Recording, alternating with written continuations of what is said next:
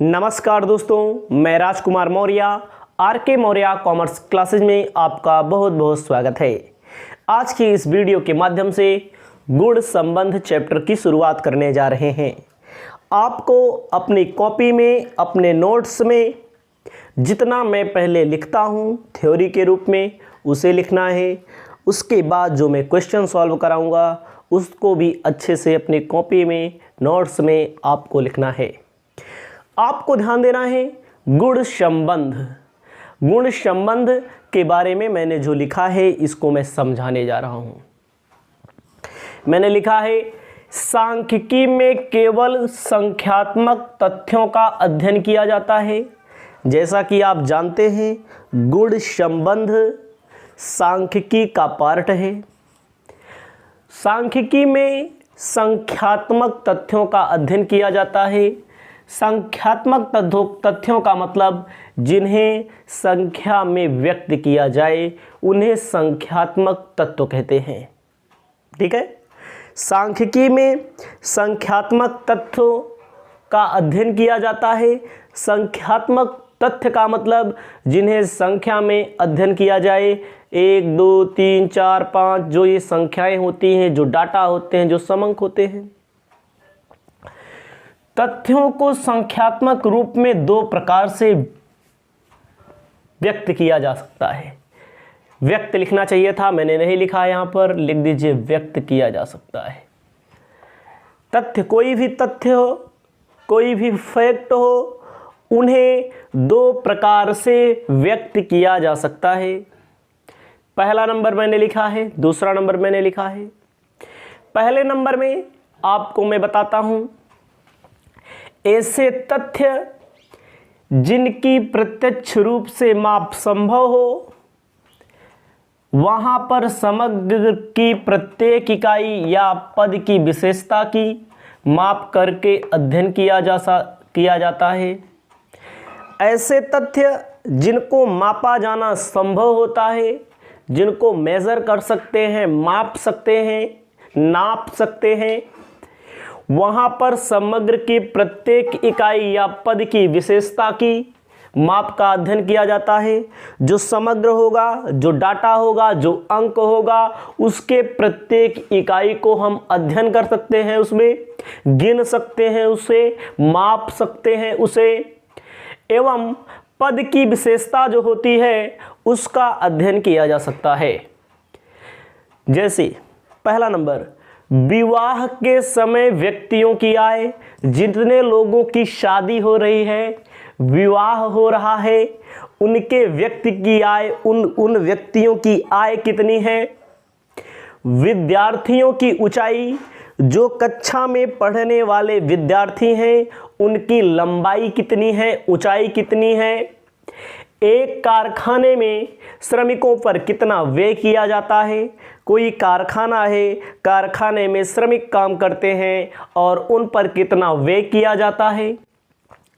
कृषि उत्पादन की मात्रा, कृषि उत्पादन जो कृषि में गेहूं, चावल, दाल, ये सब चीज़ें उत्पादित होती हैं, इनको हम लोग क्या कर सकते हैं, इनकी माप संभव है। ऐसे समग्र, ऐसी इकाइयां, ऐसी समग्र की इकाई जिसे हम माप सकते हैं उन्हें हम कहेंगे, ठीक है, गुण संबंध। गुण संबंध में पहला, जिन्हें प्रत्यक्ष रूप में मापा जा सके, मैंने आपको बता दिया क्या। जैसे मैंने लिख दिया है विवाह के समय व्यक्तियों की आय, विद्यार्थियों की ऊंचाई, एक कारखाने में श्रमिकों पर व्यय, उत्पादन की मात्रा, इन सबको हम माप सकते हैं। इस प्रकार के समकों को चर मूल्यों का समंक कहते हैं। ऐसे प्रकार के मूल्य, ऐसे प्रकार के समंक को हम चर मूल्य का समंक कहते हैं, जिसे इंग्लिश में स्टैटिस्टिक्स ऑफ वेरिएबल्स कहते हैं। जिसे इंग्लिश में किसे, चर मूल्य को स्टैटिस्टिक्स ऑफ वेरिएबल्स कहते हैं। उम्मीद करते हैं आपको समझ में आ गया होगा। नहीं आया है तो याद कर लीजिएगा, इसमें कुछ नहीं है। जिन्हें मापा जा सके प्रत्येक इकाई को, उसे अध्ययन किया जाता है, उसकी विशेषता का, उसे क्या कहते हैं, चर मूल्यों का समंक ना, चर मूल्यों का समंक। जैसे मैंने लिख दिया है, जैसे विवाह के समय व्यक्तियों की आय, विद्यार्थियों की ऊंचाई, एक कारखाने में श्रमिकों पर व्यय, कृषि उत्पादन की मात्रा। अगला है दूसरा नंबर। दूसरे नंबर में क्या कहता है, दूसरे नंबर में है ऐसे तथ्यों जिन्हें प्रत्यक्ष रूप में संख्यात्मक रूप में मापा नहीं जा सकता, उसे क्या कहेंगे, उसे कहेंगे गुणात्मक समंक कहते हैं। उदाहरण मैंने क्या लिखा है, अंधापन, साक्षरता, सुंदरता आदि के संबंध में केवल विशेष गुण की उपस्थिति या अनुपस्थिति का अध्ययन किया जाता है, मापा नहीं जा सकता। आपको यहां पर ध्यान देना है, गुणात्मक और चर मूल्यों का समंक, यही दो समंक हैं, एक जिसे प्रत्यक्ष रूप में मापा जा सकता है, दूसरा जिसे प्रत्यक्ष रूप में नहीं मापा जा सकता है। भैया अंधापन किसी को देख करके टेस्ट करके पता लगा सकते हैं अंधापन है कि नहीं है। साक्षरता कोई पढ़ा है लिखा है कि नहीं पढ़ा लिखा है।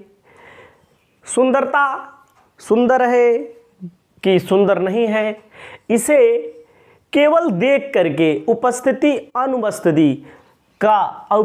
और अनुपस्थिति के बारे में निकाला जा सकता है। अतः ऐसे समंकों को गिनकर संख्यात्मक रूप दिया जा सकता है। कितने लोग बहुत खूबसूरत हैं, कितने लोग कम खूबसूरत हैं, कितने लोग अंधेपन का शिकार हैं, कितने लोग अंधेपन का शिकार नहीं हैं, कितने लोग साक्षर मतलब पढ़े लिखे हुए हैं, कितने लोग असाक्षर मतलब नहीं पढ़े लिखे हुए हैं, निरक्षर इसे बोलते हैं।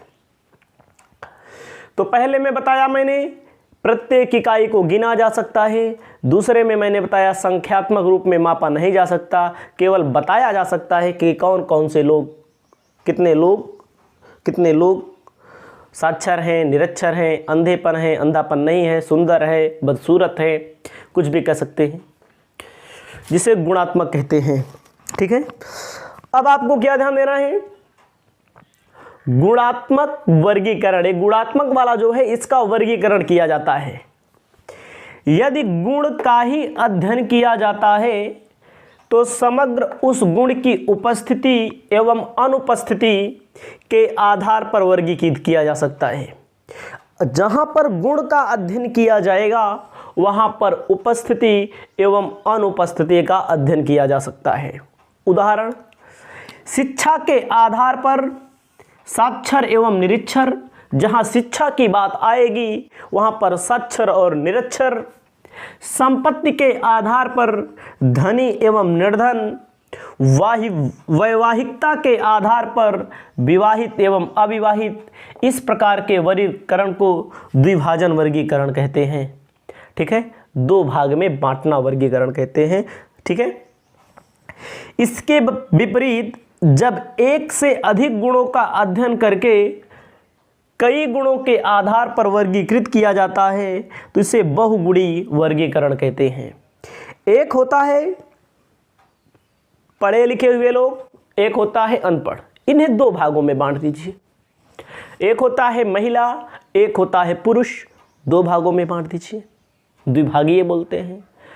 एक होता है रोजगार, एक होता है बेरोजगार, दो भागों में बांट दीजिए। अब ये जब दो भागों में बांट दिया जाता है तो इसे क्या कहेंगे, इसे कहेंगे द्विभाजन। क्या? द्विभाजन। जैसे मैंने आपके लिए लिखा है द्विभाजन के लिए, किसी नगर की जनसंख्या को साक्षरता के आधार पर विभाजित करना, जैसे कुल जनसंख्या n, कुल जनसंख्या को कैसे विभाजित किया जा रहा है, साक्षर के आधार पर, निरक्षर के आधार पर। साक्षर का मतलब पढ़े हुए लोग, निरक्षर का मतलब अनपढ़ लोग जो ना पढ़े हुए हैं। ठीक है, इसी के आधार पर हम एक एग्जाम्पल और रख सकते हैं, कुल जनसंख्या में लिख सकते हैं, कुल जनसंख्या में दो भाग होते हैं। पहला भाग होता है रोजगार, दूसरा भाग होता है बेरोजगार, होता है कि नहीं, रोजगार बेरोजगार होता है, ठीक है। ये क्या है, द्विभागीय है, द्विभाजन, ठीक है। इसमें मैंने क्या किया, विवाहित अविवाहित धनी निर्धन, कुल जनसंख्या लिख दीजिए, यहां लिख दीजिए धनी, यहां लिख दीजिए निर्धन, कुल युवाओं की संख्या लिख दीजिए विवाहित अविवाहित, ठीक है। इसे आप अपनी कॉपी में पहले लिखें, द्विभाजन वाला यही है। अब अगला है जो आपका, किसी नगर की जनसंख्या को साक्षरता, रोजगार एवं आर्थिक स्थिति, मतलब कि कई भागों में बांट दीजिए। जैसे 2 ही भागों में बांटा गया यहां पर, उसको कई भागों में बांट दीजिए। पहले आप लिख लीजिए, जगह नहीं है, जगह को हम मिटा करके अच्छे से बनाते हैं, तब आपको लिखना है आगे। यहीं पर वीडियो को रोकिए और लिखिए और उसके बाद आगे बढ़िए। आगे हम बढ़ते हैं।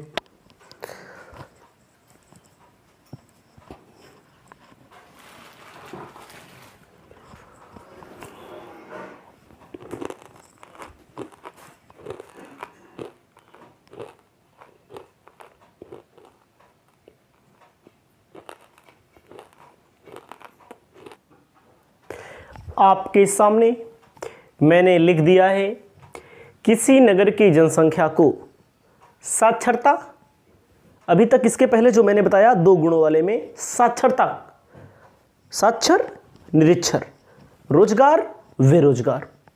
अब इसमें साक्षरता, रोजगार, आर्थिक स्थिति के आधार पर विभाजन करना है। जनसंख्या में साक्षर और निरक्षर ही रहेगा तो आपके लिए मौका है कि द्विभागी होगा, ठीक है।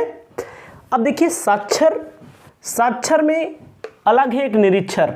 साक्षर का एक टॉपिक, साक्षर में साक्षर को ए से मैंने प्रदर्शित किया, साक्षर रोजगार प्राप्त ए बी माना गया, रोजगार प्राप्त कोई भी। साक्षर मतलब पढ़े लिखे हुए बेरोजगार व्यक्ति, जो पढ़े लिखे हुए तब भी बेरोजगार है। ए बीटा लिखा हुआ, बीटा, ठीक है। गुणों की अनुपस्थिति जहां रहेगी वहां पर ग्रीक अक्षर का प्रयोग किया जाएगा, जहां पर गुणों की उपस्थिति रहेगी वहां पर अंग्रेजी वर्णमाला का प्रयोग किया जाएगा। गुणों की उपस्थिति के मतलब पढ़े लिखे हैं, रोजगार मिला है, वहां पर अंग्रेजी के दोनों वर्णमालाओं का प्रयोग किया जाएगा। पढ़े लिखे हैं, अंग्रेजी की वर्णमाला का प्रयोग किया गया। बेरोजगार हैं तो ग्रीक अक्षर बीटा का प्रयोग किया गया है। इसको याद रखिएगा। अभी आगे आपको संकेत के संबंध में भी हम आपको अगली वीडियो में बताएंगे। आपको देखिए, साक्षर बेरोजगार प्राप्त, रोजगार प्राप्त जो है, साक्षर रोजगार प्राप्त, साक्षर भी हैं, रोजगार हैं और धनी भी हैं। देखो, ABC मतलब सभी गुण इनमें उपलब्ध हैं। गुण जहां पर सभी उपलब्ध होंगे उसे क्या कहा जाएगा, ABC, अंग्रेजी वर्णमाला का प्रयोग किया जाएगा। साक्षर हैं, रोजगार भी पाए हुए हैं,